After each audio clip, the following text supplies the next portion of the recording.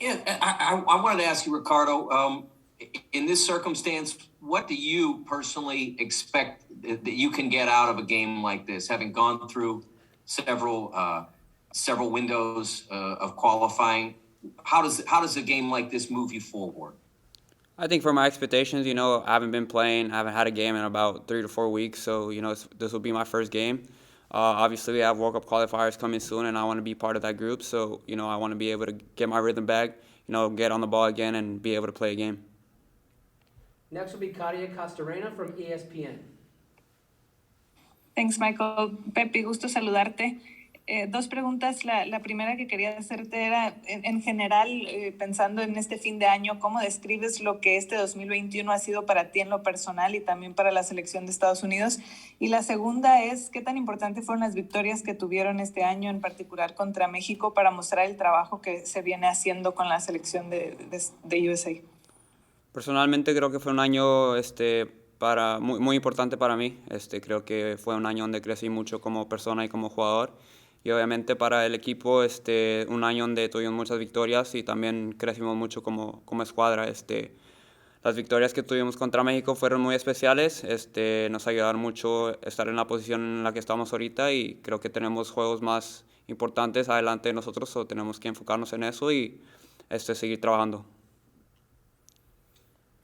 Next will be Ryan Talmadge from Goal.com.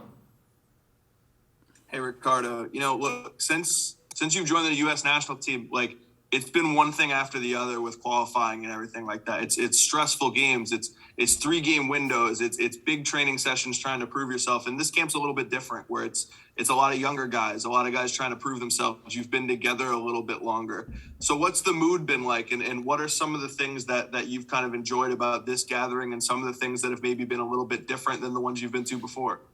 Yeah, no, I feel like there's been a lot of different things. There's a lot of different players, a lot of young players, as you mentioned. But I feel like the most important thing is that we're all here to compete and be able to earn a spot and win the game we have on tomorrow. So it's important that we all stay here and focus on the same thing, and we move forward as a team.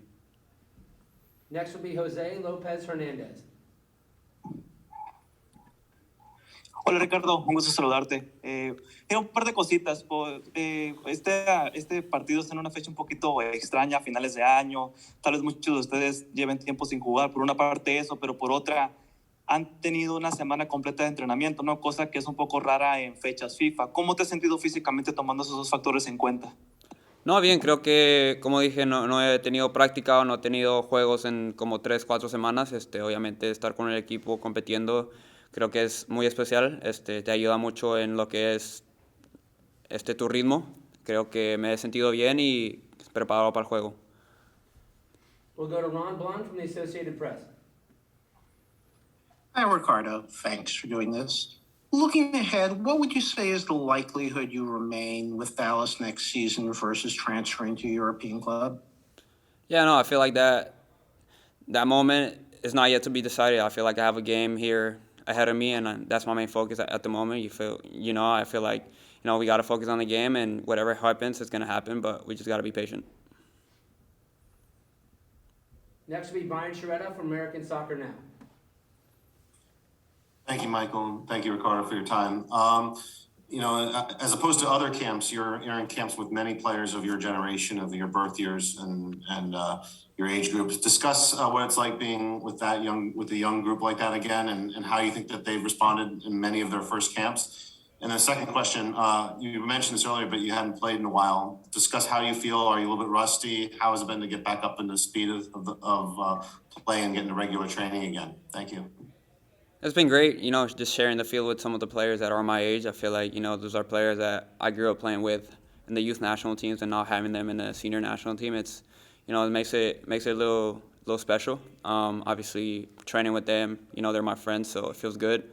And yeah, I've been training. I've been just trying to get in my rhythm back, but I don't feel rusty. I feel like I'm prepared, and, I'm ready for the game. So we got to be ready and stay ready. Next will be Ivan Skolarcev from SBI Soccer.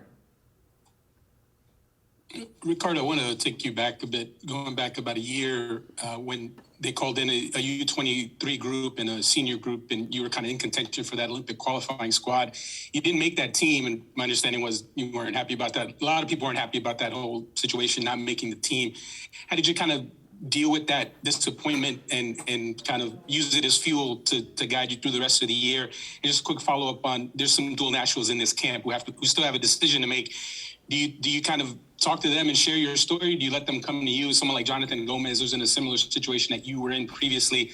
Do you go out of your way to kind of recruit them, or do you let them come to you? How do you handle that situation? Yeah, no, about a year ago, like you said, I wasn't in that Olympics team, and I feel like that was a turning point to my whole year, that not being able to make it to that team.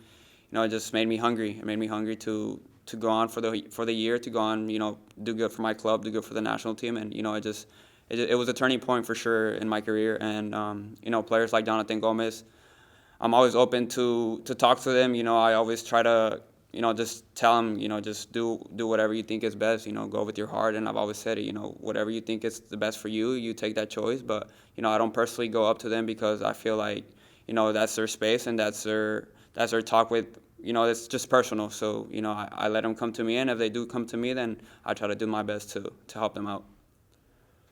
Last question for Ricardo comes from Jonathan Tannenwald from the Philadelphia Inquirer. Thanks, Michael, and thanks, Ricardo, for the time.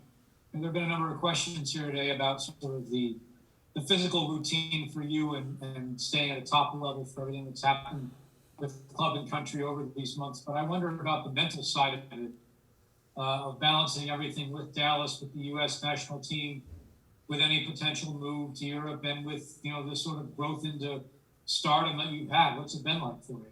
No, I've had some talks with Greg. I've had some talks with some coaches, and, about everything, and they just tell me to live in the moment. I can't think about the past. I can't think about the future. I got to live in the moment and, focus on what's next. And what's next is a game we have tomorrow, and it's a very important game for not only us, but for the team, so it's an important game, and that's what I'm focused on right now.